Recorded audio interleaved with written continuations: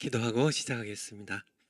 아버지 하나님, 저희들 하나님 말씀 듣고 또 하나님의 자녀로 복종하는 저희들 되겠습니다. 그럴 때 우리를 귀하게 사용하시고 더 존귀히 여겨주시는 아버지께 감사드립니다. 이번 둘째 시간도 성령께서 친히 끝나는 시간까지 말씀을 전하는 저나 듣는 모든 귀한 자녀들 모두에게 인도하시고, 그래서 이 말씀이 우리의 삶 속에서 꼭 열매 맺을 수 있도록, 그래서 집에 있는 교회들이 개척될 수 있도록 은총 베풀어 주시옵소서. 하나님께는 큰 기쁨과 영광이 되고 우리에게도 한없는 기쁨과 영광이 되는 귀한 사역 되게 하시옵소서. 감사드리며 예수님 이름으로 기도하옵나이다. 아멘. 이어서 계속 하도록 하겠습니다. 우리 파워포인트, 그래서 아까 끝나는 시간에 시작하죠. 시작이 전부다. 세상 일도 시작이 정말 그래요. 시작이 반이에요. 근데 우리가 하는 교회 개척은 하나님의 일이기 때문에 시작하면 하나님께서 이루세요. 우리 안에서 선한 일을 시작하시니까 마지막 때에 다 이루세요. 다 이루십니다. 하나님께서 다 이루실 겁니다. 시작하면 된다는 말씀이고요. 그 다음 파워포인트요. 정광 목사님이 이미 설교를 5주 전에 시작하셨는데요. 처음에 이제 만남의 축복에 대하여 말씀하셨고, 그 다음에 이제 우리 초청 받아오는 그런 분들과 함께 듣는 살아계신 하나님 살아계시고, 두 번째 예수 그리스도 누구이신가, 세 번째 이성의 불완전, 네 번째 인간이란 무엇인가, 지난 주일날 이렇게 말씀하셨고요. 다음 주에 죄란 무엇인가 또 말씀하시고, 그 다음 주에 사람 속에는 무엇이 살고 있는가, 그렇게 해서 말씀이 끝날 텐데요. 여러분들 이 말씀 하나씩 들으면서 지금 우리 광화문 가정교회 채널이 따로 이렇게 만들어져 있는데 아직 활성화는 되지 않았어요. 여러분들 이제 좀 제가 정광 목사님께 이제 좀 건의를 드려서 이제 좀 활성화를 좀 시키려고 그래요. 그래서 여러분들 기도하시면서 준비하고 계시면 좋겠습니다. 그래서 하나씩 듣고요. 첫 모임에 우리 만남의 축복 첫 모임에 온 분들을 한 주간 섬기다가 다시 초청하는 겁니다. 물론 첫 모임에서 끝날 때 다음 주에도 꼭 오세요 하고 그렇게 해야 되겠죠. 그런데 하나님께서 나를 통해서 일하세요. 그래서 사람들, 정말 외로운 사람들, 힘들고 지친 사람들, 우리가 함께 두세 사람이 예수님의 이름으로 모이면 예수님이 거기 계시거든요. 예수님이 계시면 완전히 모임의 성격이 틀려져요. 분위기가 틀려져요.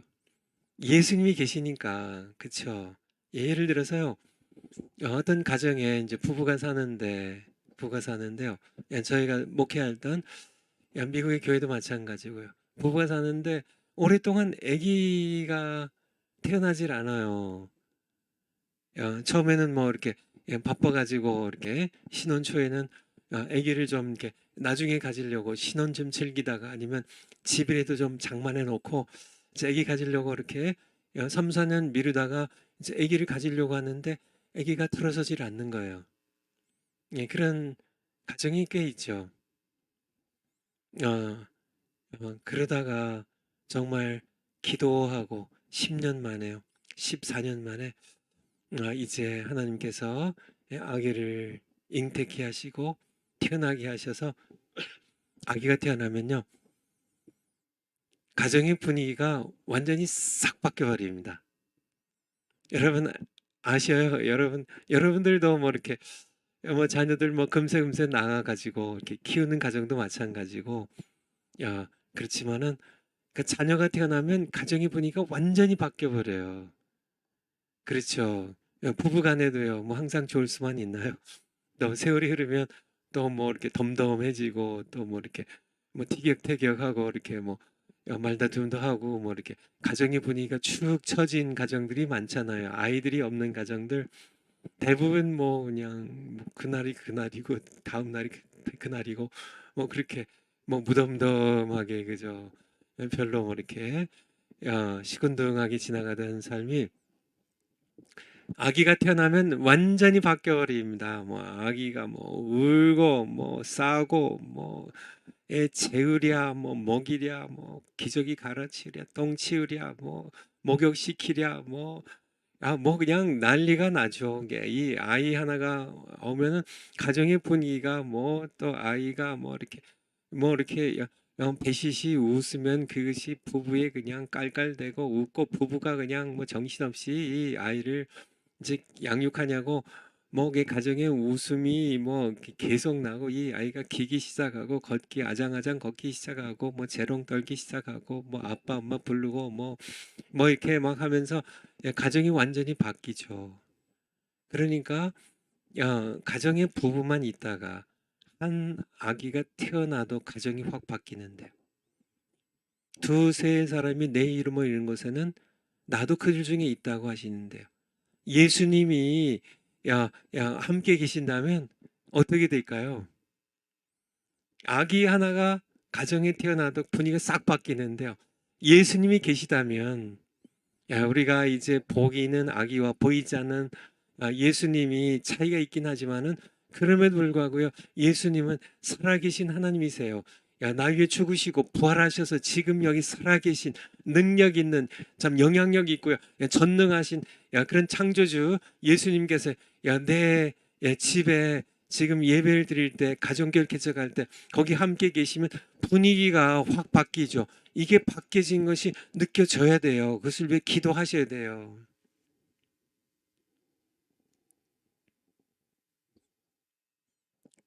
요한복음 14장 21절에 보면, 나의 계명을 가지고 지키는 자라 나를 사랑하는 자니, 나를 사랑하는 자는 내 아버지께 사랑을 받을 것이요 나도 그를 사랑하여 그에게 나를 나타내리라. 그에게 나를, 나도 그를 사랑하여 그에게 나를 보여준다고요. 나의 계명을 가지고 나의 계명을 지킨 자라 나를 사랑하는 자니, 그의 계명 그대로요. 그의 계명대로 서로 사랑을 하는 이 계명을 가지고 내가 서로 사랑하기 위해 교회를 개척할 때 내 아버지께서 그를 사랑할 것이요 나도 그를 사랑하여 그에게 나를 나타내리라고요. 정말 아기가 태어나서 정말 뱃속에서 태어나 가지고 모습을 보이는 것처럼, 예수님께서요 우리 가정에 내가 교회를 개척할 때 모습을 보이실 때, 그곳에 나도 함께 있다고 하시면서 자신을 계시하실 때, 우리는 정말 이렇게 완전히 가정의 분위기가 바뀌고요. 우리 가정에서 모이는 교회 분위기가 완전히 바뀌어 버리는, 전능하시니, 정말 이렇게 울고 싸우고 하는 그 아기가 태어나도 바뀌는데요. 전능하신 하나님이신 예수 그리스도께서 함께 계신다면 반드시, 우리가 이렇게 잘 이렇게 몰라서 그런 경우도 많고요. 믿음이 적어서 그런 경우도 있고, 참 복종하고 순종하면서 내가 영적으로 눈이 뜨고 해서 정말 다 누리질 못해서 그렇지요. 정말 말할 수 없는 그런 예배가, 정말 이렇게 뭐 이렇게 작은 집에 뭐 이렇게 세상적으로 별 볼일 없는 사람 두세 사람이 모였다고 여러분들 그렇게 낙심할 필요도 없고요. 뭐 여러분들 마음 가운데 그렇게 뭐 시원찮게 시큰둥하게 생각할, 아니에요. 아니에요. 정말 거대한 성전에 뭐 거대하게 정말 이렇게 건물을 정말 화려하고 사치스럽고 웅장하게 뭐 거기에 뭐 이렇게 건물을 지어놓고 그런 데에서 예배를 드려도요. 예수님이 안 계시면 거기에 무슨 뭐 성화들 그려놓고 거기에 뭐 막 금으로 돔을 해놓고 돔 둥근 지붕을 해놓고 거기에 무슨 뭐 촛불들 켜놓고 뭐 거기에 뭐 스테인드 글라스로 뭐 채색 창들을 해놓고 뭐 거기에 뭐 파이프 오르간을 뭐 수억짜리 뭐 수십억짜리를 거기다 놓고 그렇게 장엄한 예배당에서 예배를 드려도 예수님이 거기 안 계시면 예배가 예배가 아니고 교회가 교회가 아니지만요. 초라한 단칸방에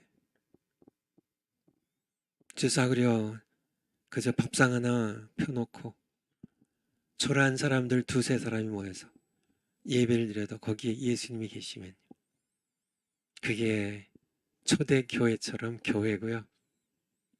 예수님이 계시면 그런 초라한 예배가 그게 진짜 예배고요. 거기에서 하나님의 역사가 일어나요. 죽은 영혼이 살아나고요. 병든 영혼이 치유를 받고요. 이거를 그러니까 이 사역을 위해 하나님께서 여러분들을 부르시는 겁니다. 내가 네 집에서 내가 내 교회를 내 집에서 좀 개척하려고 하는데 네가 정말 네 집 내놓고 내가 하는 일에 내가 동역을 하겠니? 내가 널 좀 쓰자. 그렇게 하실 때 예, 아버지 하늘에 계신 우리 아버지 나 쓰세요. 이 집도 다 아버지 주신 아버지의 것이고 이 몸뚱이도 아버지 주신 아버지의 것이고 내 모든 것 다 아버지의 것입니다. 아버지 원하는 대로 내가 복종할게요. 어떻게 할까요? 누구 초청할까요? 어떤 음식 준비할까요? 몇 시에 정말 무슨 요일 몇 시에 할까요? 다 하나님이 계획하셔야 돼요. 여러분이 계획하는 게 아니라 기도하면 말씀하실 거예요. 분별하셔서 하나님의 뜻대로 여러분들이 하나님의 사역이고 하나님의 교회예요. 여러분이 하나님께 쓰임 받으면 돼요. 그래서 따라가면 돼요. 제가 말씀드린 것처럼 제가 가장 좋아하는 성경 구절이 요한복음 10장 27절이에요. 요한복음 10장 27절. 내 양은 내 음성을 들으며 내 양은 내 음성을 들으며 여러분 예수님의 양이세요. 예수님의 양이세요. 나는 선한 목자라. 요한복음 10장이에요. 나는 선한 목자라. 나는 내 양을 위하여 내 목숨을 내려놓는다고. 사꾸는 그렇지 않다고요.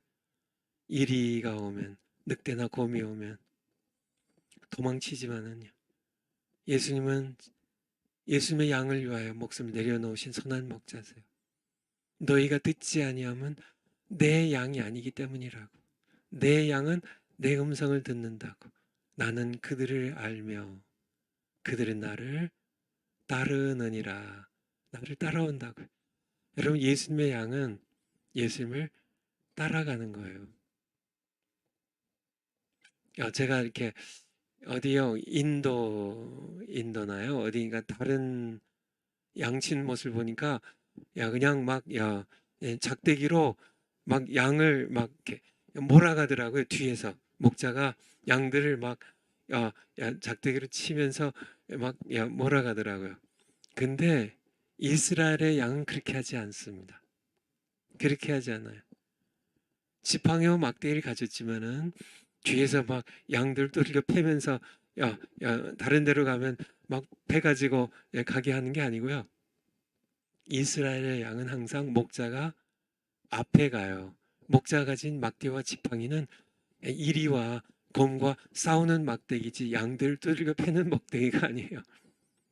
항상 이스라엘의 목자는 앞에 가요.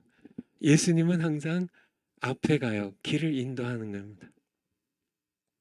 양들이 예수님의 양은 예수님의 음성을 듣고 이리 가자. 오늘은 저기에 풀이 있으니까 꼴이 있으니까 야, 일리 가자. 예수님이 걸어가시면 예수님 따라가서 거기서 풀을 먹고요. 야, 이 시간에 이제 점심이 됐는데 이제 물 마시러 가자 하고 목자가 앞서가면 야, 양들이 목자 예수님을 따라가면 거기에 물가로 인도하셔요. 푸른 조정과 물가로 인도하세요. 예수님 따라가는 겁니다. 그러니까 야, 교회 개척도 마찬가지. 예수님이 목자고 여러분이 따라가야 돼요. 예수님 앞서가지 마시라고. 예수님 앞서가면 가정교회 개척 성공해도 그는 여러분의 자랑거리가 되고 여러분을 교만하게 만들 뿐이에요. 야, 그리고 대부분 다 실패합니다. 성공해도 실패해요, 사실. 예수님을 따라가야 돼요. 아마 뭐 내가 열심히 있어가지고 내가 좀 이렇게 그래서 내가 계획을 해가지고 내가 참 열심히 있어가지고 내 열심으로 내가 이렇게 정말 멋있게 이렇게 교회 개척해가지고 주님께 드려야지. 근데 다 실패해요. 성공해도 이건 실패고요. 다 실패입니다. 안 돼요. 그렇게 하면 안 돼요. 그거는 여러분의 교회고 여러분의 목회지. 그거는 아니에요. 예수님을 따라가는 겁니다. 따라가면 돼. 제가 강조하는데 제가 미국에서 목회하다 보니까 한국도 다 마찬가지죠. 교회에서 가장 힘든 사람이 항상 앞서가는 사람이에요. 예수님께서 앞서가시고 담임 목사인 제가 예수님 따라가고 더 성도님들이 그러니까 이제 예수님이 안 보여도 눈에 보이는 저를 이렇게 따라오는 게 이게 목회잖아요. 예수님 앞서가시고 제가 예수님 따라가고요. 또 예수님이 보이는 분도 계시지만은 예수님의 음성을 못 듣는 분들도 계시니까 예수님은 안 보여도 제가 보이니까 저를 따라오면 예수님의 양으로 예수님을 따라가는 이게 목회인데요. 항상 이렇게 열심 있는 분들, 그러니까 이렇게 열심 없는 분들은 괜찮아요. 그냥 뭐 이렇게 예수님을 이렇게 따라 열심 없는 분들은 이렇게 예수님을 따라가지도 않고 그냥 세상에서 놀다가 예수님 찾아와야 되고 하는 그런 분들이 차라리 낫지요. 예수님 안 따라와 가지고 길 잃어 가지고 예수님이 찾아오셔 가지고 또 차라리 그게 낫지. 예수님 앞에 가는 사람들이 항상 교회를 분열시키고 교회를 힘들게 하고 뭐 배운 것들이 있어가지고 내가 뭐 신학도 이렇게 공부했고 뭐 내가 열심히 있고 내가 뭐 이게 모태 신앙인인데 목사님 그렇게 목회하면 안 되고 뭐 그런 여러 가지 늘 이렇게 예수님 앞서가는 그런 사람들이 가장 골칫거리인데요. 한국도 마찬가지일 거예요. 한국도 마찬가지. 우리 청기도 신학원 1기, 2기 졸업하신 분들은 결코 그렇게 하지 마세요. 뭐 공부 이게 내가 이게 청기도 1기인데요. 내가 2기인데요. 내가 공부 이렇게 했는데 그렇게 해가지고 예수님을 앞서가지 마세요. 그거는 망하는 길입니다. 예수님 따라가는 거예요. 제가 이렇게 이 요한복음 10장 27절 말씀드리면서 늘 같이 드리는 성경 구절이 뭐예요? 민수기 9장이잖아요. 민수기 9장에 보면 이스라엘 백성들이 이제 출애굽했어요. 홍해를 건넜어요. 그리고 광야 생활 40년 동안 할 때 하나님께서는 구름 기둥으로 인도하셨습니다. 구름 기둥으로 인도하셨어요. 구름 기둥으로 인도하면은 모세가 앞서가고요. 백성들이 함께 따라갔어요. 그러니까 모세가 구름 기둥인데 그래서 백성들이 구름 기둥을 따라가는데요. 모세도 마찬가지고요. 모세도 구름 기둥을 따라가는 겁니다. 모세가 구름 기둥 뭐 구름 기둥 필요 없습니다. 구름 기둥 필요 없습니다. 내가 지금 뭐 40년 동안 미디안에서 양을 치면서 내가 이 지역은 훤해요. 내가 하나님 그냥 좀 쉬세요. 이제 우리 그 출애굽 시키냐고 고생하셨고 홍해 가르냐고 수고하셨는데 이제 내가 이제 이끌어 갈 테니까 하나님 좀 쉬세요 하고 모세가 구름 기둥 무시해 버리고 백성들 앞에서 모세가 인도했다면 아마 모세가 제명에 못 살았을 겁니다. 그렇죠. 그 많은 백성을 어디 가서 물을 먹이고 어디 가서 양식을 먹이고 어디 가서 쉬게 하고 그거를 정말 물이 어디 있을까? 그쵸? 속썩이는 백성들 원망하고 정말 물이 없다고 원망하고 정말 양식이 없다고 원망하고 정말 애굽에서는 우리가 파마늘 뭐 고기 생선 먹었는데 정말 야 이게 뭐냐고 이렇게 막 원망하고 하는 백성들 아니에요. 그냥 내 열심 때문에 구름 기둥 앞서가지 않아야죠. 백성들도 마찬가지입니다. 그냥 구름 기둥 모세가 구름 기둥 따라갈 때 그냥 모세 따라가면 되는 거죠. 구름 기둥 앞서면 안 돼. 마찬가지예요. 예수님 말씀이 그 말씀이에요. 내가 기름 기둥처럼 내가 선한 목자 내가 앞서갈 테니까 내 음성은 내 양은 내 음성을 듣고 나를 따라온다고. 야, 내 음성을 듣지 않고 나를 따라오지 않는 자는 내 양이 아니라고. 여러분들 정말 예수님의 양이시면 예수님의 음성을 듣고 예수님을 따라가는 겁니다. 가정교회 개척 뒤에 가정교회 개척 이렇게 하라. 가정교회 개척 이렇게 가정교회 개척 이렇게 하라. 야, 근데 가정교회 개척을 하는 것도 예수님이 앞서 가세요. 예수님의 음성을 듣고요. 예수님이 앞서 나가실 때 예수님을 따라가는 겁니다. 그렇죠. 예수님이 여러분과 함께 가정교회 개척하기 위해서 앞서 나가시는데 예수님은 안 따라가면요. 안 따라가면 안 따라가. 그쵸. 예수님 함께 교회 개척이 안 되겠죠. 그렇다고 예수님 앞서가면 그쵸. 안 따라가도 문제고요. 앞서가도 문제고요. 예수님이 가시면 구름 기둥이 떠오르면 바로 따라가는 거예요. 구름 기둥이 멈추면 좀 더 가고 싶은데 왜 자꾸 오른쪽으로 가세요? 나는 왼쪽으로 가고 싶은데 그렇게 안 따라가거나 그리고 앞서가거나 하면 우리는 결코 하나님께 쓰임 받을 수도 없고요. 우리는 고통스러운 삶을 의미 없는 세월을 허송하는 삶을 살아가게 된다는 얘기예요. 그러므로 우리가 제가 이렇게 늘 좋아하는 성경 구절이 그냥 좋아하는 게 아니라 이것이 저의 목회였고요. 목회였고. 그쵸? 다음 주일 설교 뭐 할까요? 뭐 할까요? 구름 기둥이 인도하는 대로 이번에는 좀 예수님의 부활에 대해서 설교하라. 부활에 대해서 설교하면 되고요. 성도님들이 죄를 회개할 수 있도록 죄를 책망하는 이 설교를 좀 대언해라. 그럼 죄에 대하여 책망하고요. 성도들 눈치 볼 거 없잖아요. 나는 하나님 기쁘시게 해드리는 그것 외에는 다른 걸 생각할 필요가 없습니다. 하라고 하시면 하면 되고 목회가 얼마나 편하고 상상할 수 없을 만큼 편해. 뭐 제가 뭐 열심히 일을 안 했다는 얘기가 아니에요. 열심히 우리 아버지 일이니까 열심히 해드리는데 마음이 너무 편해요. 마음 편해. 교회 문제가 생겨도 전혀 걱정이 안 되고 참 잘 와요. 그렇죠. 이 문제 뭐 내가 해결 안 하면 안 될 것처럼 그렇게 뭐 몸 달아가지고 막 잠도 못 자고 막 고심하고 막 그냥 머리를 젖자고 어떻게 할까 뭐 그럴 필요가 없어요. 뭐 내 교회인가요? 우리 하나님 교회지. 하나님 그러면 뭐 하나님 살아계시고 하나님께서 일하시는데 뭐 하나님께서 어련히 해결하실까? 그렇죠. 내가 이 문제를 하나님께서 내가 이 문제를 이렇게 해결하려고 하니까 네가 이렇게 해라. 그럼 내가 해결할 테니까 그냥 하나님께서 하라고 하신 대로 하면 돼요. 그렇죠. 그러면요 엄청 마음이 한없이 편할 뿐만 아니라요 다 형통해요. 하나님께서 일하시기 때문에 여러분 가정교회도 마찬가지. 우리 파워포인트 다시 한번 올려주실까요?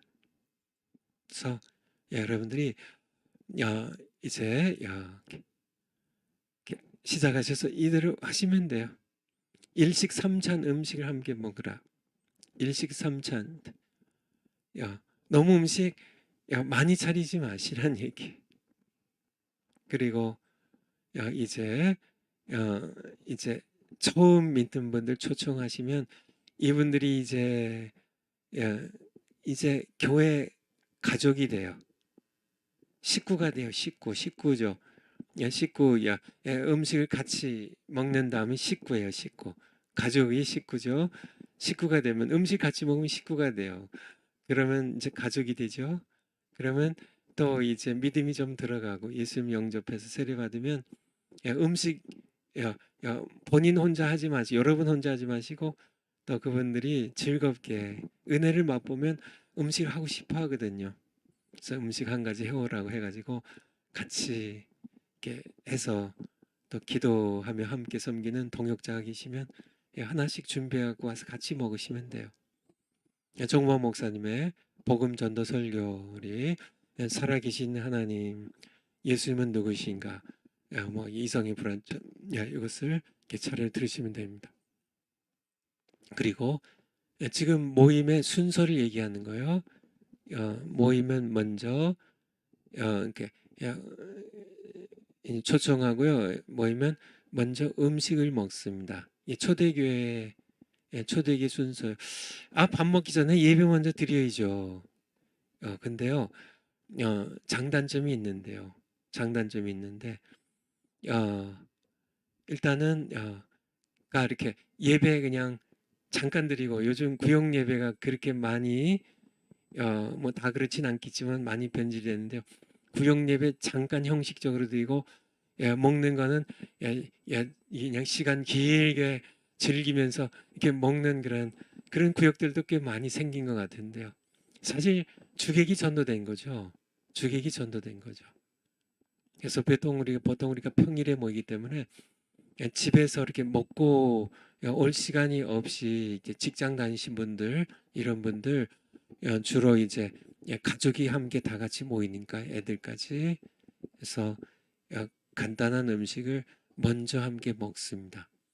초대교회 모습이에요. 이렇게 초대교회 모습 함께 먹고 그 다음에 이제 근데 이게 주객이 전도되면 안 되고요. 그래서 일식 삼찬을 하는 겁니다. 그래서 가볍게 간단히 먹고 물론 첫 시간에 만남의 축복할 때는 잘 먹고 그때는 이렇게 말씀 나눈 시간 없기 때문에 그때 잘 먹고 그렇게 하는 시간 갖되 이제 그 다음 시간부터는 좀 이렇게 맛있게 감사함으로 먹되 정성껏 준비해서 먹되 너무 그냥 뭐 무슨 뭐 잔치상 하듯이 그냥 상다리가 부러지도록 잘 이렇게 준비해서 이렇게 왕창 먹으면은 식곤증이 생겨가지고요.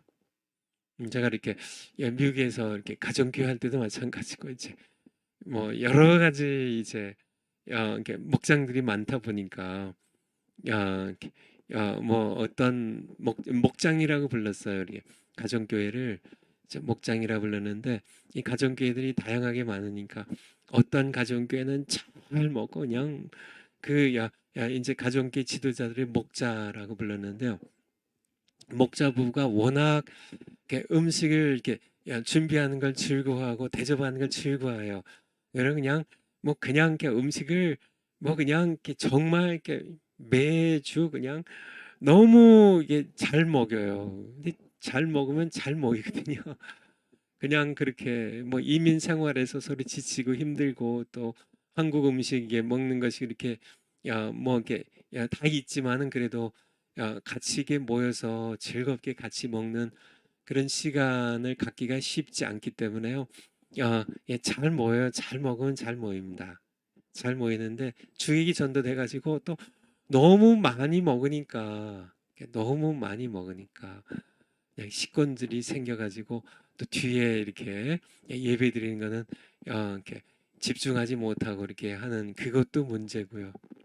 또 그냥 이렇게 뒤에 잘 먹기 위해서 그냥 앞에 그냥 조금 그냥 형식적으로 예배 조금 말씀 조금 나누고 뭐 그렇게 하는 것도 그것도 좀 문제고요. 그래서 모든 걸 질서 있게 하고 적당히 하는 우리 그러니까 고린도전서 14장 끝절처럼 모든 것을 적당히 하고 질서대로 하라는 말씀처럼 그렇게 적당하고 균형이 있고 질서 있게 그렇게 진행하셨으면 좋겠습니다. 그래서 음식을 먼저 맛있게 간단히 잘 먹고요. 먹고 설거지는 끝난 다음에 예배 끝난 다음에 하기로 하고, 그리고 그 다음에 바로 이제 뭐 이렇게 중간에 뭐 작은 것들은 생략했습니다. 이렇게 기도하고 뭐 이렇게 어, 좀 이렇게 찬송도 좀 쉬운 찬송할 수 있고요. 근데 중요한 것은 복음 전도 설교를 살아계신 하나님 예수 그리스도는 누구이신가, 이성의 불완전 인간이란 무엇인가, 이 말씀을 이제 유튜브를 통해서 이렇게 들으시고요.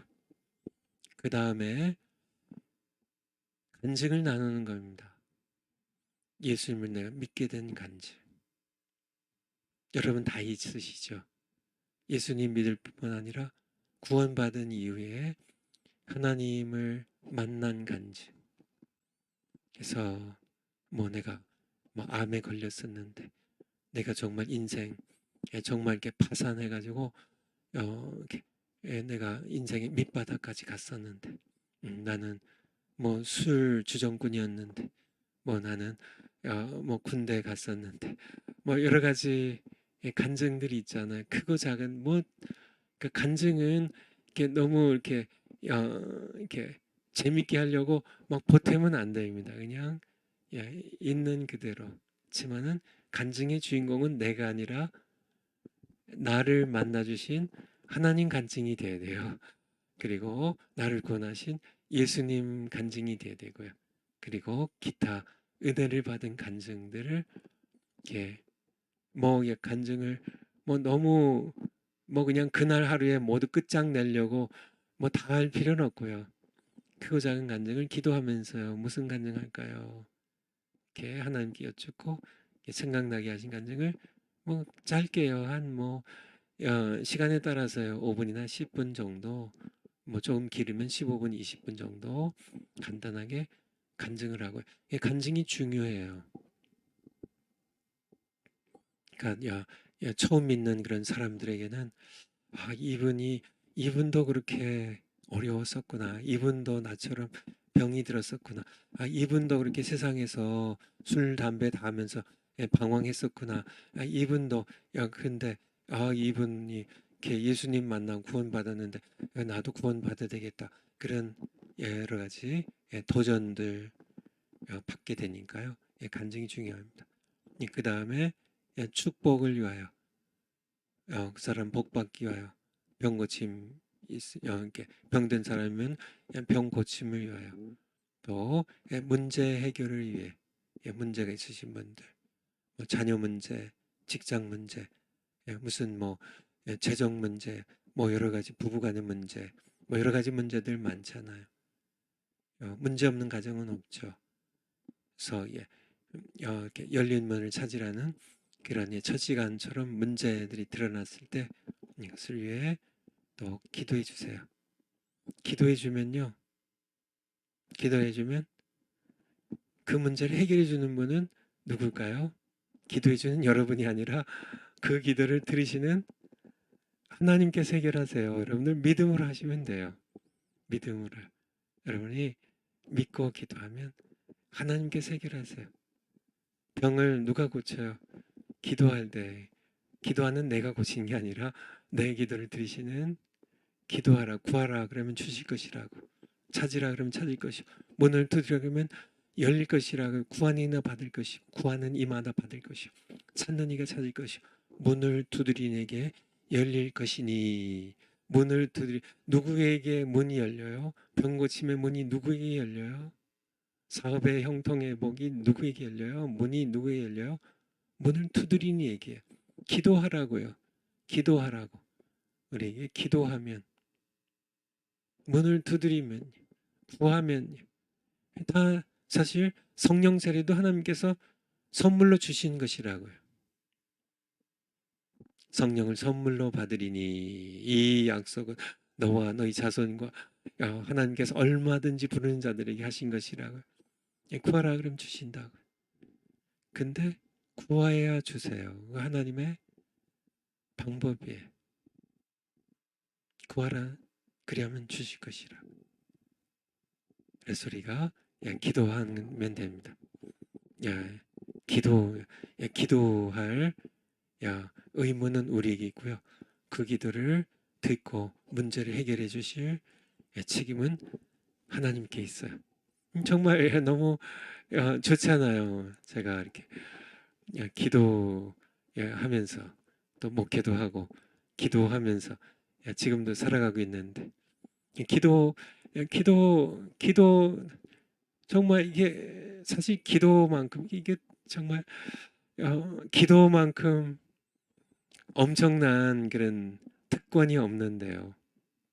그쵸? 기도는 하나님께서 그의 자녀들에게 허락하신 엄청난 특권이에요.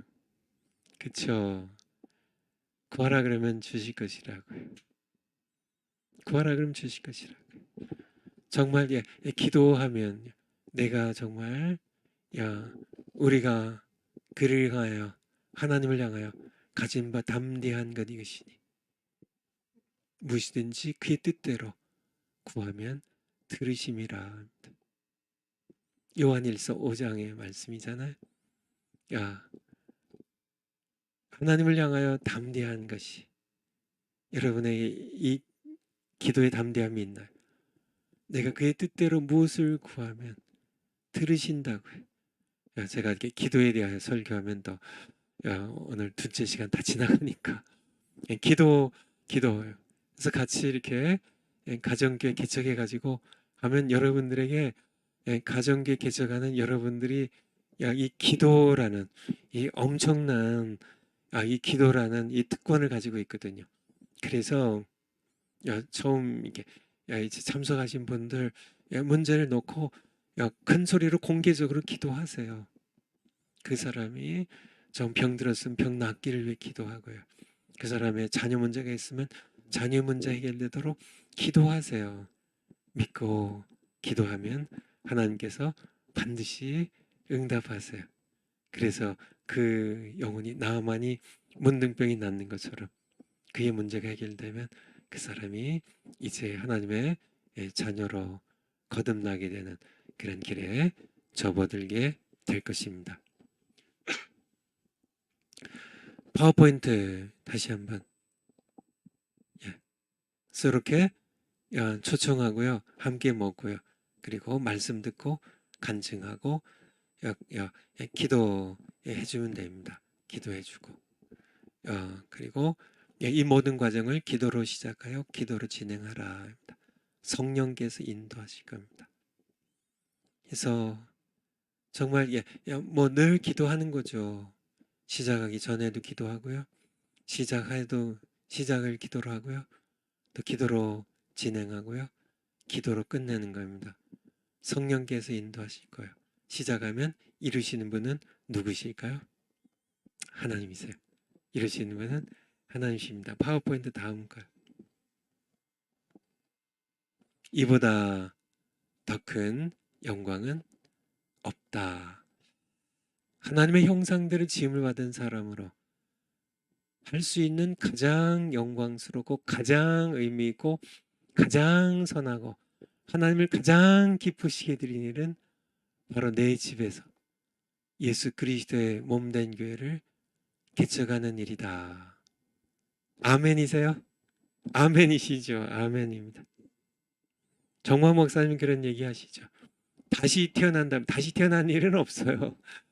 지금은 다시 태어난다고 해도 나는 정화 목사님이 이 길을 걸어갈 것이라고 하시는데 정화 목사님 걸어가신 길이 뭔가요? 주님의 몸된 교회를 개척하고 섬긴 일이에요. 여러분들도 이 일을 하도록 하나님께서 초청하고 계신 겁니다. 저도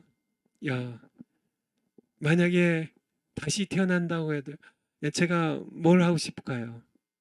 저는 뭐 이렇게 의사도 되고 싶어 했고요. 그래서 제가 정화 목사님 한번 얘기를 하셨는데 제가 한국의 가장 좋은 대학교에 의대 시험을 본 적이 있는데요. 물론 떨어졌지만은 의사가 다시 태어나면 나는 꼭 정말 세상에서 가장 유명한 의사가 될 거야. 뭐 내가 정말 다시 태어난다면 나는 한번 저희 아버님은 64, 8기시거든요. 네, 내가 한번 이렇게 다시 태어난다면 나는 좀 이렇게 뭐별 4개 단 장군이 될 거야. 뭐 저는 의사나 전에는 제가 뭐 의사도 되고 싶고 뭐 장군도 되고 싶은 마음이 있었지만은 저는 다시 태어난다면 뭐 다시 태어날 일은 없지만은 다시 태어난다면 저는 정광 목사님처럼 저도 힘든 일이어도요. 교회를 개척하고 교회를 섬기는 목사로 살아갈 것입니다. 여러분은 어떠세요? 저는 이제 나이가 많아가지고 내가 뭐 세상에서 뭐 직장 생활하고 내가 세상에서 사업하고 뭐 장사하고 내가 세상에서 여러 가지 뭐 일하다가 좋은 세월 다 지나고 이제 나는 너무 늦었어요 하는 분들 아니요 늦지 않았어요. 교회 지금 집에서 가정교회 개척하는 것 이거는 너무 조그마 가지고 여러분들 이거는 세상 사람들의 가치관이에요. 단 한 영혼도 천하보다 귀한데요. 내가 내 집에서 교회 개척해 가지고요. 단 한 영혼이라도 예수님께 인도한다면 지옥 갈 그런 영혼을 내가 천국 가게 한다면 그러면 여러분들 인생은 결코 헛된 인생이 아니고 정말 잘 사는 인생이에요. 정말 귀하게 의미 있게 정말 영광스럽게 사는 인생입니다. 정말 한 영혼은 숫자로 따질 수가 없어요. 그래서 천하보다 귀하다고 말씀하신 겁니다. 그러니까요. 정말 영혼들 많이 구원하면 좋겠지만은 100명의 영혼을 구원하거나 10,000명의 영혼을 구원하거나 뭐 무디처럼 빌리그레함 목사님처럼 뭐 이렇게 뭐 수백만 명을 구원하고 정말 그런 일 내가 못한다 할지라도 단 한 영혼이라도 정말 지옥 갈 단 한 영혼이라도 내가 예수님 믿고 거듭나게 해서 천국 가게 한다면 내 인생은 무디 빌리그람 이런 위대한 하나님의 사람들보다 못지않게 정광훈 목사님이나 어떤 그런 주기철 목사님 그들의 생애와 못지않게 내 생애도요 단 한 영혼만 구원해도요 나는 영광스러운 가장 의미 있고 가장 선하고 가장 하나님을 기쁘시게 해드리는 이 인생을 살은 것입니다. 그래서 내 집에서 예수 그리스도의 몸된 교회를 개척하는 이 일은 정말 숫자로 따지지 마세요. 왜냐하면 한 영혼이 천하보다 귀하기 때문에 가치로 따질 수 없기 때문에 그래요.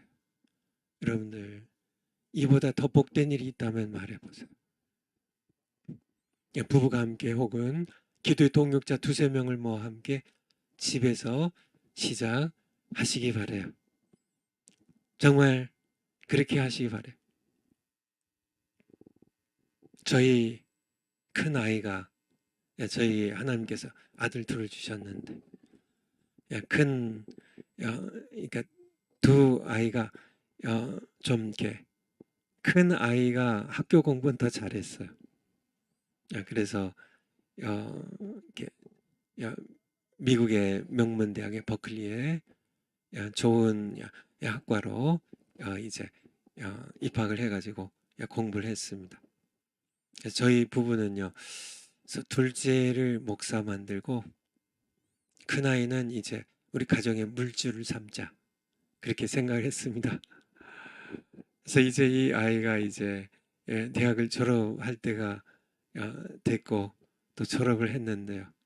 이 아이가 정말 이렇게 정말 미국의 이렇게 대형 회사에 이렇게 취직을 해가지고 돈을 엄청 이제 많이 벌을 줄을 이렇게 생각했는데요. 이 아이가 갑자기 중국에 선교를 간대요. 좀 시간을 달래요, 좀. 그래서 중국에 이제 벌써 꽤 됐죠. 상당히 꽤 됐죠. 한 10년이 좀 넘었나 보네. 어, 10년이 10여 년 지난 그래서 중국의 할빈에 가정교회 할빈 지역의 이제 가정계 전체를 책임지는 그 가정에 이제 가서 한 3개월을 그러니까 영어 쓰는 사람도 없고 한국말 쓰는 사람도 없는 중국말만 쓰는 그런 곳에 들어가 가지고 거기서 이제 함께 교회를 섬겼는데 거기서 성령 하나님을 만났어 이 아이가. 그리고 돌아와서는 본인 중국에 선교가 안 돼요. 이제 세상 직장 잡지 않는데. 그래서 저희 부부가 어떻게 했을까요? 한편으로는 좀 실망도 됐죠. 이 아이가 이제 돈 많이 벌어오면 좀 가정이 좀 이렇게 제가 목회를 이렇게 하면서도 사실 이렇게 교회 이렇게 사례를 이렇게 좀 이렇게 가능하면 이렇게 적게 받는 쪽으로 늘 노력했기 때문에요. 그래서는 어쨌든 여기에서 그래서 결국 이제 신앙을 공부하고 이제 목사 안수를 받고는 지금 3년 됐나요? 3, 4년 됐는데 중국이 이제 선교사들 다 추방해서 중국으로 가지 못하고 이제 대만의 타이베이에서 교회를 대만 현지인 교회를 개척했어요. 가지고 지금 한 100여 명 정도 모이는 그런 교회로 아름답게 성장해 갔는데 이 말씀을 해드리냐면요. 저희가 이렇게 저희 큰아들이 이제 목사가 되고 아버지가 걸어가는 길을 옆에서 늘 봤죠. 본인도 그 길을 걸어간다고 할 때 사실 저희 부부가 한편으로는 조금 이렇게 좀 아쉬운 면도 없지 않아 있었지만은 사실은 온 마음 다해 저희 아들 내외를 기도해주고 축복해줬습니다.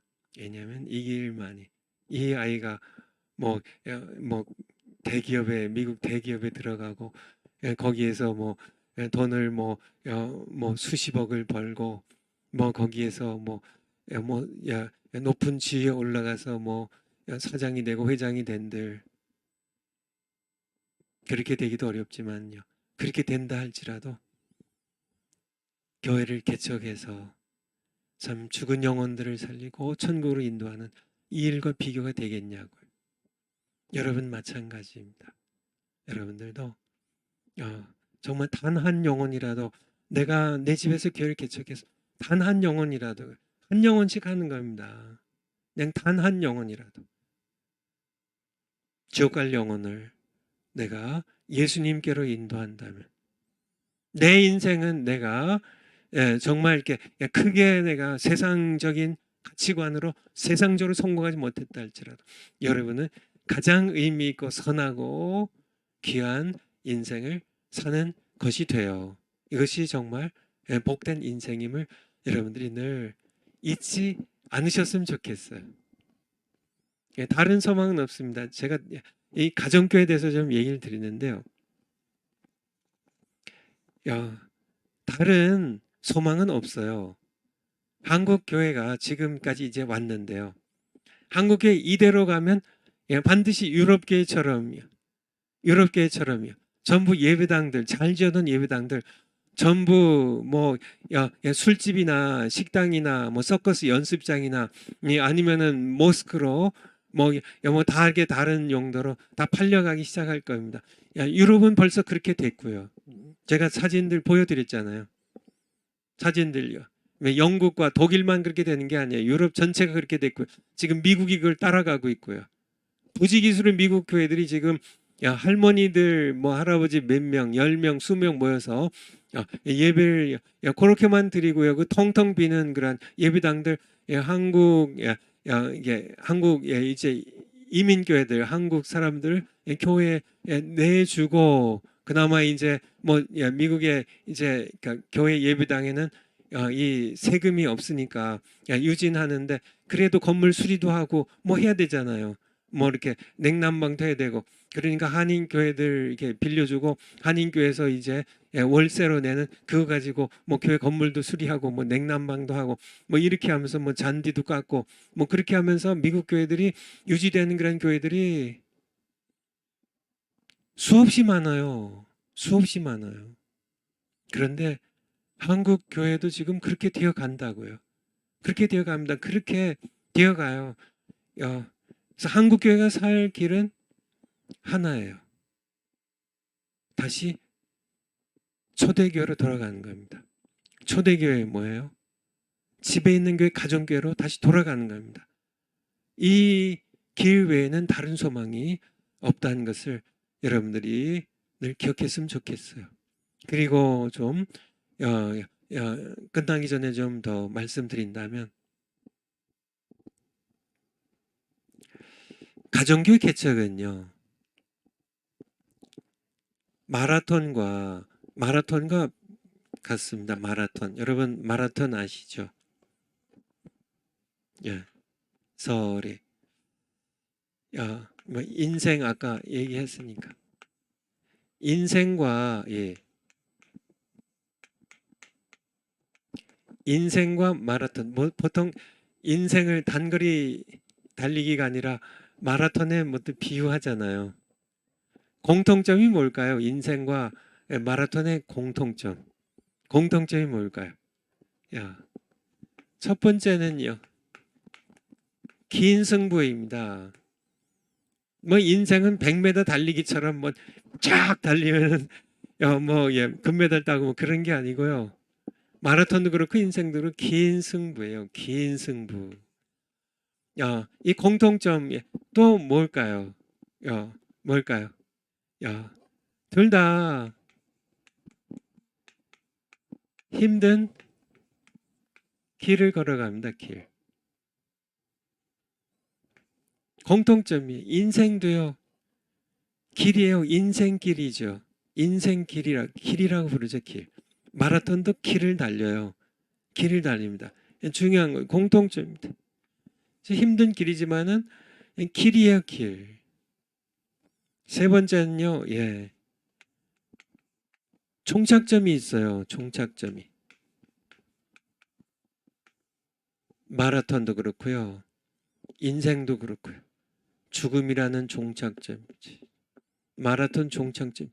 마지막으로요. 다 연결된 것이지만 누가 승리하는가? 누가 승리할까요? 중요한 것 여러 가지가 있지만은 가장 중요한 것 목표가 분명한 사람이 승리합니다.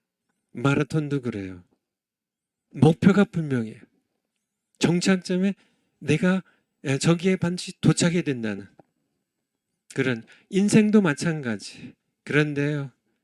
가정교회 개척도 마찬가지란 얘기예요. 가정교회 개척도 긴 승부예요. 그냥 내가 뭐 이렇게 뭐 한 주일 잘 해보고 한 달 좀 열심히 해보고 되면 되고 안 되면 뭐 그만두지 뭐 그런 분들이 아니에요. 개척도 주님과 함께 가는 긴 길이에요. 새 예루살렘이라는 종착역이 있어. 목표 의식이 분명한 사람이 승리합니다. 여러분들, 그래서 우리가 지금 이제 가정교회 개척해야 되는데, 여러분들, 제가 그러니까 저희 어머님을 자주 뵈러 가려고 하는데요. 저희 어머님이 이제 경기도 용인에 용인도 이제 이렇게 뭐 이렇게 옛날하고는 많이 달라져가지고 그런데 이제 저희 어머님은 좀 그러니까 이렇게 논도 있고 뭐 밭도 있고 한 그런 좀 시골 쪽에 사세요. 용인에 이제 시에서 좀 이렇게 양지라는 그런 쪽으로 가는 그런 곳에 좀 시골에 사시는데 그래서 이렇게 그 주변에다가 이렇게 집 주변에다가 집 안에도 그렇고 밭을 좀 이렇게 일궈 놓으시고 그리고 거기다가 요번에 이제 가보니까 그러니까 이렇게 무랑 배추를 심으셨더라고요. 그 해마다 하시는 일이에요. 무랑 배추를. 근데 그러니까 들어보니까 이렇게 전에는 이제 씨앗들을 뿌렸는데 요즘 그렇게 안 하나 봐요. 이게 모종을 이제 이렇게 싹을 틔운 모종을 무 100개, 배추 100개를 사다가 이제 그 이게 집 주변이랑 집 안에다가 이렇게 심으셨더라고요. 이게 100포기씩 이게 100개를. 그래서 이게 가보니까 지난번에 가보니까 벌써 이게 싹이 이제 이렇게 많이 뭐 많이라기보다 어쨌든 조그맣게 이게 자라서 제법 이제 자라 있더라고요. 근데 예, 여러분들 이렇게 어, 이제 농사 지어 보신 분들 아시겠지만은 농사가 힘들잖아요. 그쵸? 잡초 뽑고 또 이렇게 다 이제 일항 만든다 그러죠. 골을 만들고 일항을 만들어서 또 거기에다가 또 이렇게 뭐 씨앗을 뿌리거나 이제 모종을 심고 또 수시로 이제 뭐 이렇게 풀도 뽑아 줘야 되고 뭐 그게 참 이렇게 쭈그리고 앉아서 하는 게 굉장히 쉬운 게 아니죠. 뭐 배추도 하면 배추 벌레가 생겨서 배추 벌레도 잡아줘야 되고 또 뭐 이렇게 병이 들면 또 병 이렇게 또 이렇게 약도 좀 뿌려줘야 되고 보통 힘든 게 아닙니다. 그런데 왜 농사 짓는 사람들이 계속 농사를 지을 수 있을까요? 기쁘게. 야, 그러니까 씨앗을 뿌리면 싹이 나고요. 싹이 나서 자라고 배추가 이렇게 탐스럽게 배추가 포기가 들어앉고 뭐 무가 이렇게 쑥쑥 자라가지고 무가 땅속으로 이렇게 생기고 무청이 생기고 뭐 이런 걸 보면요. 뭐 이렇게 뭐 사과가 열리고 뭐 이렇게 배가 열리고 뭐 감이 열리고 뭐 이렇게 하는 이 모습을 보면 열매가 주렁주렁 달리는 못을 보면 너무 기쁘기 때문에 농사를 꼭 뭐 돈 벌기 위해서 농사를 짓는 사람들은 좀 지치죠, 힘들죠, 다른 일을 하게 되죠. 그런데요, 농사를 이렇게 지어보면 알겠지만은 그렇잖아요. 어, 하루하루 다르게요. 배추가 커져요. 하루하루 다르게 뭐 고추가 주렁주렁 열려요. 정말 사과가 어느덧 꽃이 피더니 또 사과가 점점 탐스럽게 점점 연그러가는 이 모습들 보면서요. 기쁨이거든 기쁨이. 여러분들 마찬가지입니다. 농사 짓는 것도 그렇고요. 인생도 그렇고 마라톤도 그렇고 개척도 그렇고요. 교회 개척도 그렇고 야, 일단 싹이 나서 자라기 시작하면요. 정말 기쁨이 있어요. 아기가 글쎄요. 어, 요즘 이렇게 젊은이들이 아기들을 잘 안 가지려고 하는데요. 그래서 뭐 결혼도 많이 이제 늦어지고 또 결혼하더라도 또 아기들을 잘 안 가지려고 하는데 뭐 낳으면은 아기 낳으면은 어떻게 키우나 뭐 교육비도 많이 들고 뭐 아기 나오면은 또 양육비가 제법 많이 들고요. 뭐 엄마 아빠 다 직장 생활 해야 되기도 하고 뭐 돈도 벌어야 되고 뭐 여러 가지 뭐 아파트도 장만해야 되고 뭐 하는데 아기 태어나면 어떻게 키우나 그 걱정 때문에 그렇게 하는데 야 가정계 개척하면 내가 이게 정말 내가 감당할 수 있을까 뭐 가정계 개척하면 이게 제대로 될까 뭐 내가 이렇게 개척하는데 정말 사람들이 와서 정말 예배 참석해 가지고 믿지 않던 사람이 거듭나서 정말 지옥 간 사람이 천국으로 천국 백성이 되고 하나님의 자녀로 거듭날 수 있을까 그렇게 걱정이 많은 사람들은 결혼도 안 하고 자녀도 결혼해도 자녀도 안 낳고요 농사를 지어도 이거 뭐 씨앗 뿌렸는데 비가 와가지고 싹 쓸려가면 어떡하나 뭐 병충해가 심해가지고 이게 뭐 농사가 제대로 될까 뭐 걱정이 많은 사람들은 사과나무도 심지 않고요 이렇게 벼농사도 안 짓고 배추 농사도 안 짓는다고요 가정교회 아 정말 내가 감당할 수 있을까? 뭐 제대로 안 되면 어떡하나? 뭐 이렇게 걱정이 많은 사람들, 그런 사람들은 시작을 이렇게 안 하게 되고 못 하게 되는데요. 그런데요, 일단 씨앗을 심으면요. 저희 어머님 연세가 많으신데요.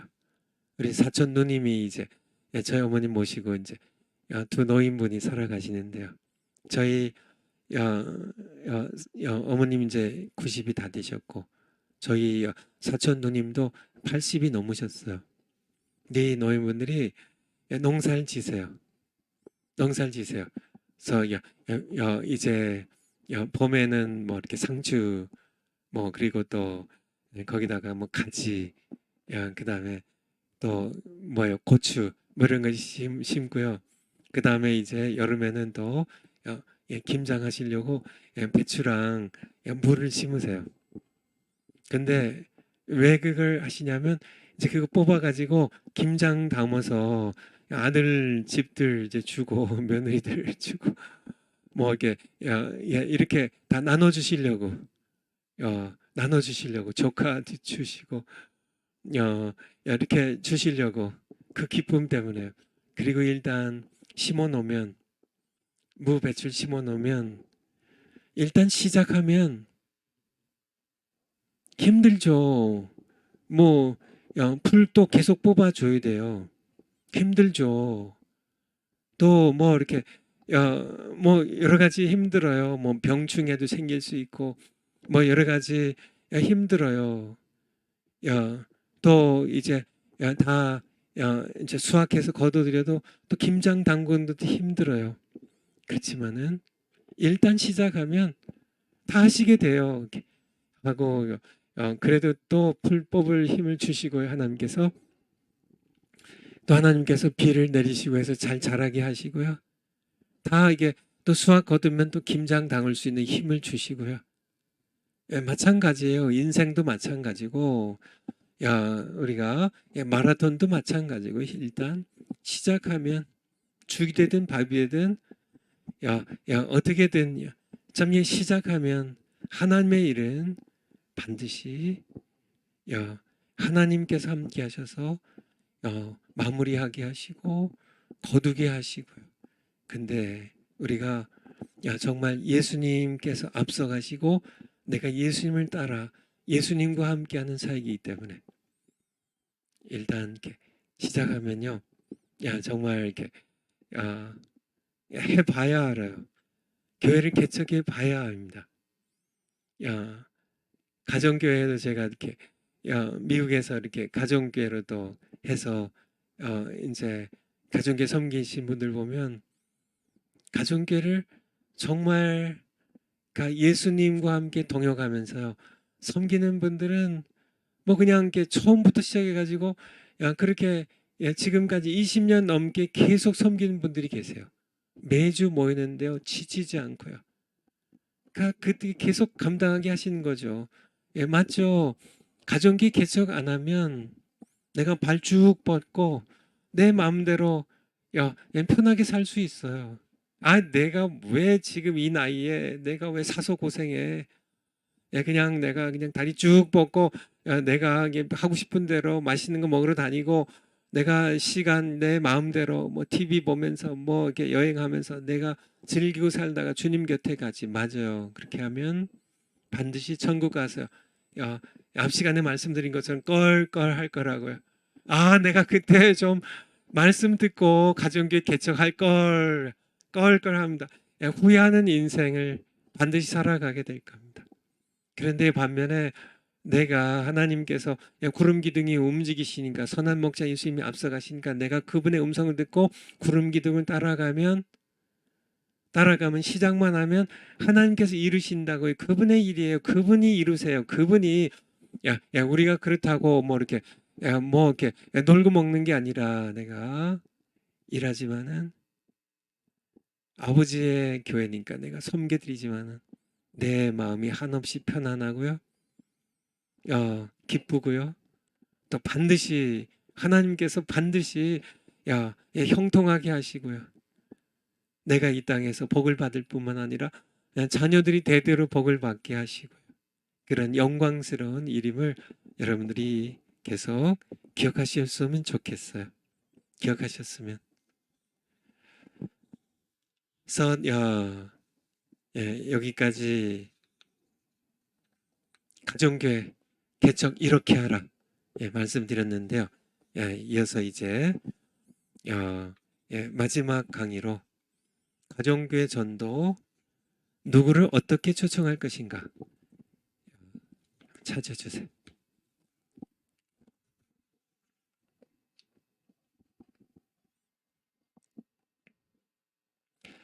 요거 파워포인트가 4장인데요. 요거 마치고 그 다음에 이제 성경론으로 제가 원래 준비했던 성경론으로 이제 가도록 하겠습니다. 가정교회 전도 누구를 초청하고 어떻게 초청할 것인가. 제가 지난 겨울에 말씀드린 건데 자세한 것을 보기 원하신 분은 지난 겨울에 제가 했던 강의 들어가서 보시기로 하시고요. 지금은 이제 가정교회를 이제 직접 시작해야 되는 때가 왔기 때문에 간단하게 중요한 핵심만 성령께서 인도하신 대로 말씀을 전하도록 하겠습니다.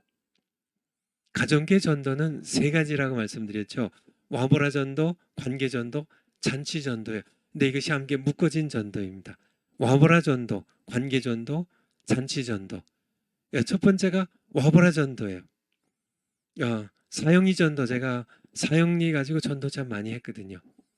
전도 폭발도 제가 그러니까 실습도 했고 또 제가 전도 폭발 강사 자격증까지 땄거든요. 미국에 있을 때요. 시카고까지 가서 노방 전도도 축구 전도도 다 해봤는데요.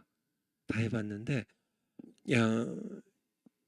복음은 변치 않지만은 전도의 방법은 좀 이렇게 상황이 많이 바뀌었다고요. 첫째, 오늘날 현대 사회는 개인주의 발달로 간섭을 극도로 싫어해요. 그래서 개인적으로 이렇게 좀 이렇게 노방전도 전철에서도 전도하신 분들 계신데 제가 이렇게 좀 이렇게 사람들 이렇게 얼굴을 살피면 무관심한 사람들 그리고 좀 이렇게 짜증내는 사람들 다 그래요. 물론 믿는 우리는 전도하신 분들 귀하게 여기지만은 믿지 않는 분들은 다 그렇다고요. 사회가 너무 많이 바뀌었어요. 축구 전도 마찬가지입니다. 요즘 이렇게 집에 가서 문 두들기면 옛날에는 뭐 그렇게 옛날엔 조금 귀찮아하는 분들도 계셨지만은 요즘은 아주 극도로 싫어합니다. 오히려 전도길 막혀요. 요즘은 시대가 많이 바뀌었어요. 개인주의 때문에 간섭하는 걸 싫어합니다. 둘째는요, 서로 믿지 못하는 불신사회가 됐어요. 서로를 믿지 못해. 심지어는 뭐 부부 사이에도 못 믿는다고 하는데, 심지어는 부모가 자식을 못 믿어요. 자식이 부모를 못 믿어요. 그런 불신사회가 됐는데 누가 누굴 믿겠어요. 이제 다 믿지 않습니다. 다 믿지 않아요. 정치인들도 다 못 믿. 서로 못 믿어요. 참야 다 못 믿어요. 서로 못 믿어요. 그런 사회예요. 옛날에는 친구하면요, 친구 따라 강남 간다고 했는데 서로 믿은 거죠. 다 그냥 자기 재산을 친구에게 그냥 맡겨요. 믿고요. 그렇지만은 옛날에는 그런 친구가 정말 이렇게 우정을 믿고 맡겨도 사고가 잘 나지 않았어요. 옛날엔 그렇게 믿을 수 있었어요. 하지만은 오늘날은 그렇지 않습니다. 그냥 부모 자식 지간에도 못 믿는 사이예요. 심지어는 부부 사이에도 못 믿는 사이에 누굴 믿겠어요. 서로 못 믿는 얘기입니다. 사형리 전도해도요, 옛날에는 다들 듣고 예수님 영접 기도도 참 옛날엔 잘했는데요. 요즘은 그게 잘 안 돼요. 안 돼. 그러니까 워낙 많이 속이고 속는 사회라요. 그러니까 너무 많이 속고 살고 해서. 또한 남의 말을 경청하기보다는 반박하기를 좋아하는 비판적 사회가 됐어. 요즘은 그냥 이렇게 옛날에는 이렇게 평균적으로요.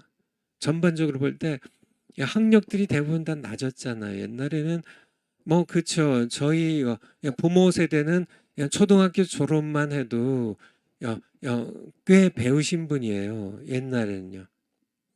그렇지만은 요즘은 초등학교 졸업해 가지고는 이건 완전히 군대도 가지 않습니다. 그러니까 그냥 그러니까 요즘은 뭐 다 뭐 보통 뭐 이렇게 고등학교 졸업은 보통이고 뭐 대학 졸업한 사람들이 뭐 보통 일만큼 그러니까 이렇게 점점 이렇게 인정은 메말라가고 머리들만 커져가지고 비판적인 아는 건 많은데요. 가슴들은 이렇게 차가워지고 하는 그런 사회가 되었는데 이 시대에 어떤 전도를 해야 되나? 근데요, 성경적인 전도가 하나 있어요. 이거는 성경적인 전도이기 때문에 시대를 불문하고 2000년 전에도요, 1000년 전에도요, 100년 전에도요, 지금도요, 앞으로도 예수님 오실 때까지 아주 효과적인 그런 전도가 있는데요. 그것이 바로 와보라 전도요. 와보라 전도. 괄호 안에요. 설득하지 말고 초청하라. 와서 보라고 초청하라는 우리 성경으로 요한복음 1장 41절 요한복음 1장 41절 이게 보면 원래 예수님을 먼저 만난 사람은 안드레거든요. 베드로와 안드레가 이게 형제지간인데 안드레는 원래 세례 요한의 제자였습니다. 근데 세례 요한이 예수님 보고 세상 죄를 지고 가는 하나님의 어린 양이라고 이렇게 말씀을 두 번 하니까 이 안드레가 예수님을 이제 지나가실 때 예수님을 따라가요. 그래서 예수님과 함께 시간을 보냅니다. 그리고 예수님께서 바로 하나님께서 보내신 메시아임을 안드레가 알게 됩니다. 그래서 41절에 보면 안드레가 가장 먼저 한 일은 거기 40절에 거기 나오네요. 40절에 요한의 말을 듣고 세례요한의 말을 듣고 예수님을 좇는 두 사람 중에 하나는 시몬 베드로의 형제 안드레라. 그래서 39절 그 위에 그러니까 예수님과 함께 하루를 보냈거든요. 그리고 예수님이 누구신지 알게 돼요. 그래서 이제 예수님이 누구이신지를 메시아인지를 알게 된 안드레가 가장 먼저 한 일이 뭔가요? 41절에 그가 먼저라는 얘기. 예수님을 만났어요. 예수님이 하나님의 아들 메시아예요. 그러면 안드레가 뭘 해야 될까? 가장 먼저입니다. 열일 다 제껴놓고 또 모든 사람 다 제껴놓고 뭐 길가에 산 사람 이게 예수님 바로 이분이 하나님의 아들 메시아입니다. 그것도 할 수도 있죠. 그렇죠. 모르는 사람에게 또 멀리 가가지고 뭐 요단강 건너편에 가가지고 거기서 예수님 내가 만났습니다. 하고 예수님 전도를 할 수도 있겠죠. 근데 그렇게 하지 않았다는 얘기예요. 먼저 어떻게 했어요? 먼저 자기 형제 시몬을 찾아 말하되 이게 관계 전도고요. 관계 전도고요. 이것이 바로 와브라 전도예요. 우리가 메시아를 만났다 하고 42절에 데리고 예수께로 오니 그냥 와보라 전도입니다. 그냥 이렇게 메시아 만났다고요. 그냥 와서 한번 보라고 그냥 자기 형 베드로를 데리고 그냥 안드레가 예수님께로 오는 겁니다. 이게 와보라 전도예요. 이게 관계 전도예요. 관계 전도. 그리고 43절에 보면 이튿날 예수께서 이제 다음 날이에요. 갈릴리로 나가려 하시다가 빌립을 만나 이르시되 나를 쫓으라 하시니. 그래서 빌립이 이제 예수님을 따랐어요. 그래서 예수님을 따라서 예수님이 누구신지를 알게 됩니다. 예수님 누구신지 알게 돼요. 그래서 빌립이 어떻게 하나 보세요. 44절은 빌립이 어디 출신인지 얘기하시고 45절에 빌립이 나다나엘을 찾아 이르되 모세가 율법에 기록하였고 모세의 오경에 기록되어 있고 창세기에 기록되어 있고 여인의 후손으로요. 출애굽기에 기록되어 있고 출애굽에 1년 된 어린 양으로 출애굽할 때 문설주와 임방에 피를 발랐던 어린 양으로 기록되어 있고 레위기에 5대 제사로 기록되어 있고 여러 선지자가 기록한 그 일을 우리가 만났으니 바로 우리가 기다리는 메시아를 우리가 나도 만났으니 요셉의 아들 나사렛 예수니라. 나다나엘이 반론을 펴니다. 46절에 나다나엘이 가로되 나사렛에서 무슨 예루살렘 모르겠지만 아니 나사렛에서 무슨 선한 것이 날 수 있느냐. 빌립이 가로되 뭐라고요? 와서 보라 하니라. 그래서 데리고 그냥 잔말 말고 그냥 따라와. 나다나엘하고 말다툼하지 않았어요. 나다나엘을 설득하려고요. 애쓰지 않았어요. 아니 맞다니까. 그렇게 뭐 모세 오경을 펴들고 바로 모세가 증거한 그분이 바로 나사렛 예수셔. 그렇게 설득하고 거기서 이렇게 애쓰지 않았어요. 뭐라고 했어요? 나사렛이면 어떻고 뭐 그렇게 뭐 나다나엘과 말싸움하지 않았어요. 뭐라고 했어요? 와서 보라고. 그냥 데리고 온 겁니다. 데리고 예수님 만나면 돼. 이게 바로 가정교회의 전도예요. 가정교회 전도. 와서 보라는. 와서 여러분들도 이렇게 뭐 이렇게 사람들 만나서 뭐 노방 전도해도 좋고 뭐 전철에서 뭐 성령께서 역사하시면 구원 받을 수 있으니까 뭐 전철에서 전도를 해도 좋고 뭐 다 귀하고 아름다운 일입니다. 물론 효과가 이 시대에 잘 낫지 않고 오히려 사람들 마음을 다치게 하는 그런 일들이 많이 일어나니까 드리는 얘기고. 근데 옛날이나 2000년 전이나 지금이나 앞으로 예수님 오실 때까지 효과적인 전도 방법이 있는데 그냥 데리고 오는 겁니다. 예수님이 계신 곳에 두세 사람이 내 이름을 온 것은 나도 그들 중에 있느니라고. 우리가 집에서 가정교회 개척해서 두세 사람이 예수님의 이름으로 모여서 같이 예배드리면 예수님이 거기 계시잖아요. 거기에 계셔요. 반드시 약속을 지켜서 찾아오세요. 그래서 사람을 내가 와서 보라고 그냥 데리고 오는 겁니다. 안드레가 했던 것처럼 빌립이 했던 것처럼 그렇게 그냥 이렇게 나다나엘이 뭐 이렇게 뭐 이론적으로 따지고 그게 이제 말이 되냐 뭐 그렇게 해도 그냥 일단 와서 보세요 하고 그냥 데리고 오면 됩니다. 데리고 오니까요. 베드로도 예수님 만나니까 이제 베드로가 예수님이 제자가 되고요. 나다나엘도요. 예수님 만나니까 바로 예수님이 제자가 되어버리고. 그러니까 예수님을 만나게 하면 우리는 예수님께로 그냥 인도하면 돼요. 예수님께서 하늘에 그냥 계시고 이 땅에 계시지 않다면 우리가 죽어서 천국 가 예수님 만나지만은 예수님 말씀하시잖아요. 내가 세상 끝날까지 너희와 항상 함께 있겠다고. 너희가 두세 사람이 내 이름 모이면 내가 너희 중에 함께 있겠다고. 예수님께서 몸으로는 하늘나라에 계시지만은 예수님께서 성령을 통하여 이렇게 요한복음에 말씀하신 대로 14장에 내가 함께 우리가 함께 아버지와 내가 함께 성령을 통해서 거처를 너희와 함께 하겠다고. 우리와 함께 하겠다고. 그렇게 내가 너희에게 나를 나타내리라고 말씀하고 계시잖아요. 그러니까 예수님께 데리고 오시면 되는 거예요. 정말 예수님께 이게 전도가 이렇게 쉬운데 그쵸. 그냥 낑낑대고 내가 설득하냐고 말 대판 싸우고 그냥 오히려 마음 다 닫게 해놓고 뭐 그렇게 하지 말고 야,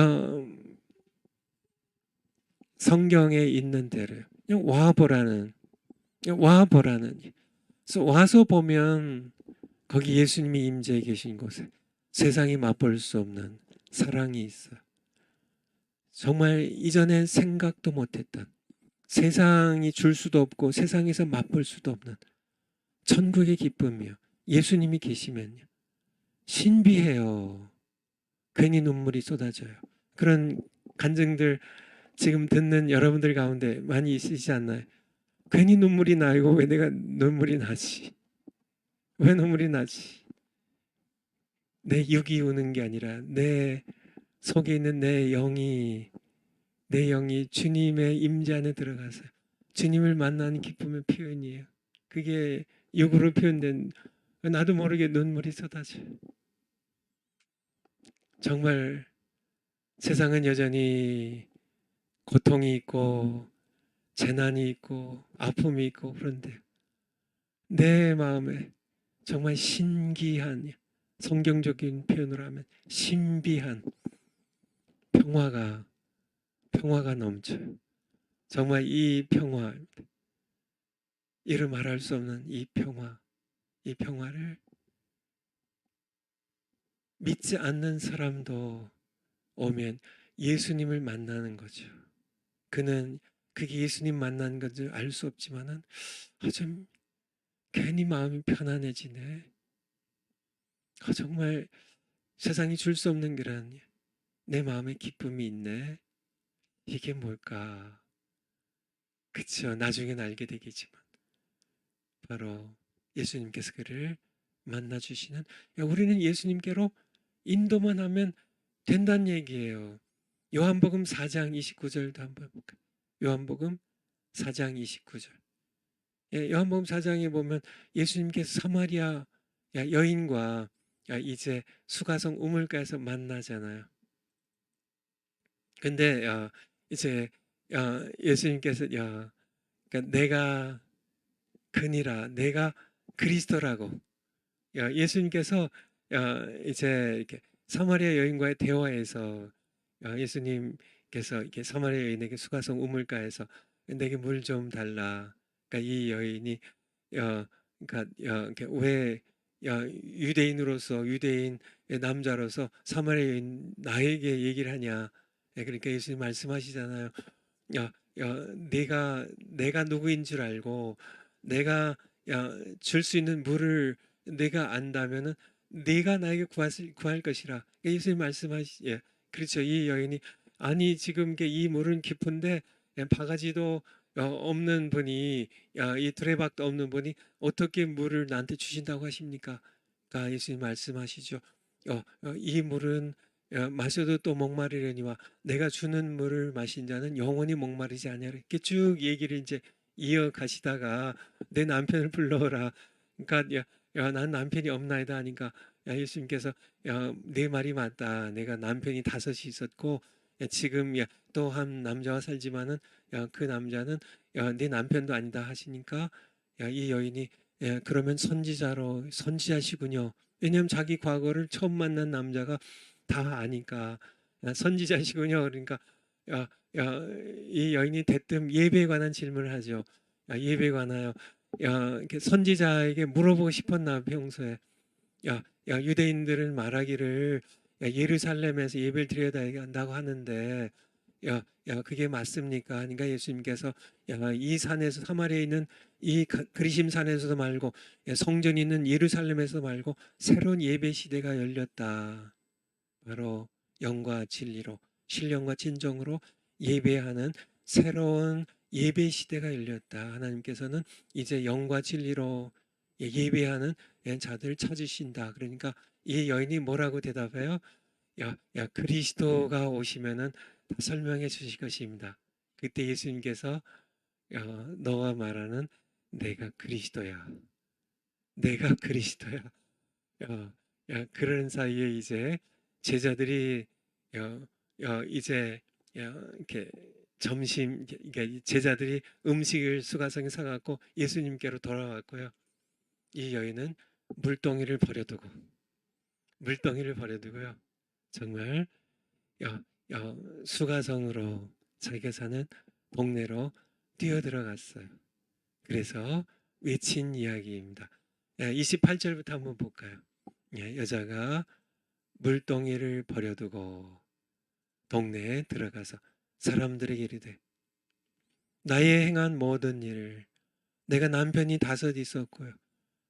내가 모든 5 남편들에게 다 버림받고 이제 결혼도 못한 채 한 남자와 살고 있는 이 모든 것을 내게 말한 사람을 뭐라고요? 와보라입니다. 이게 와보라 전도예요. 예수님께 같이 한번 가보자니 이분이 그리스도가 아니냐. 이거 강한 긍정입니다. 바로 이분이 그리스도가 아니냐. 그러니까 와서 보라고요. 와서 보라고요. 와서 보라고요. 이것이 바로 우리가 해야 할 전도예요.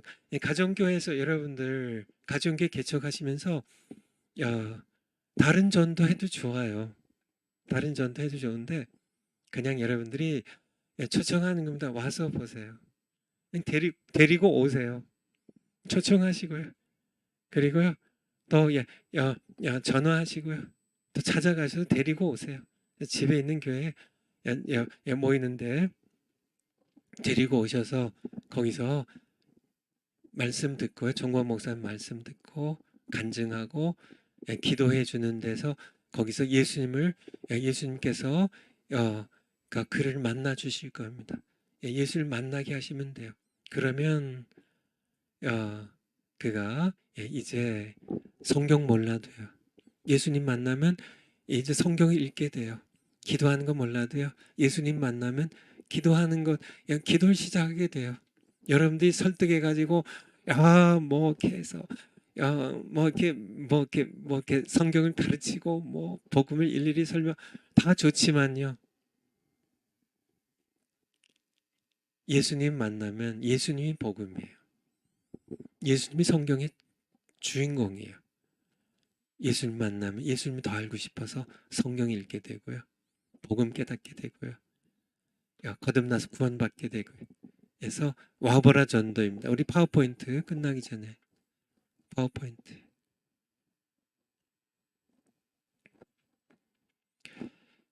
전도가 너무 간단해요. 너무 쉬워요. 너무 효과적이에요. 왜 그럴까요? 바로 성경에서 가르친 전도 방법이어서 그래요. 성경에서 전도 방법은 이렇게 하라고, 그렇죠? 안드레를 통하여, 빌립 통하여, 사마리아 여인 통해서 우리에게 가르쳐 주신 전도 방법입니다. 전도 방법. 가보면 되는 겁니다. 나만이 문둥병인데요. 그냥 그 시대에 예수님의 하나의 그림자라고 할 수 있는 엘리사 선지자에게 가면 되는 거예요. 일단 가서 보면 돼요. 그러면 문제 해결이 열리게 됩니다. 엘리사 선지자보다 100배, 100만 배 비교할 수 없을 만큼 능력 있으신 하나님의 아들 예수 그리스도에게로 그냥 이렇게 데리고 오면 돼요. 와서 보십시오. 뭐 내가 당신에게 설득도 할 수 있고 뭐 성경을 내가 여러 가지로 가르칠 수도 있겠지만은 그냥 데리고 오는 겁니다. 데리고 오는 거예요. 너무 간단해요. 그렇죠? 안드레가 무식하죠. 베드로도 무식하고 안드레도 무식한데요.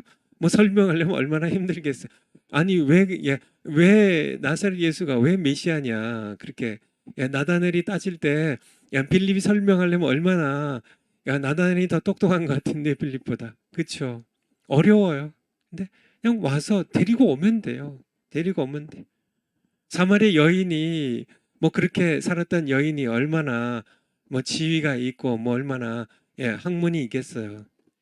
그냥 내 과거를 다 맞추시는데 이분이 메시아가 아니냐고. 다들 가서 한번 만나 봅시다 하고 데리고 오면 되는 거죠. 간증하고 데리고 오면 되는 겁니다.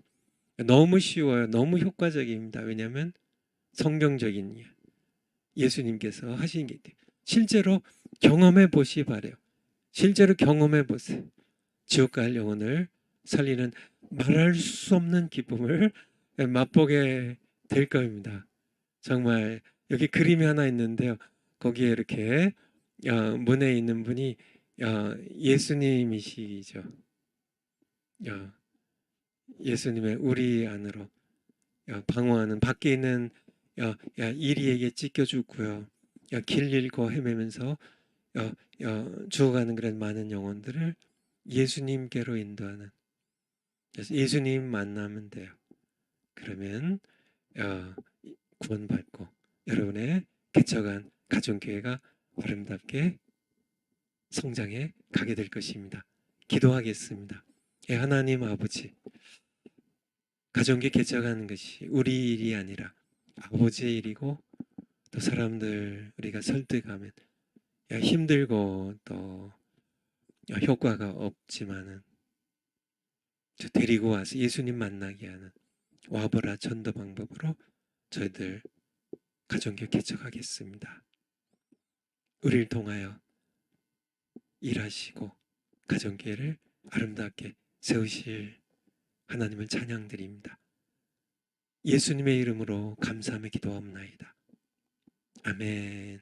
다음 주에 뵙겠습니다. 다음 주에는 10월 3일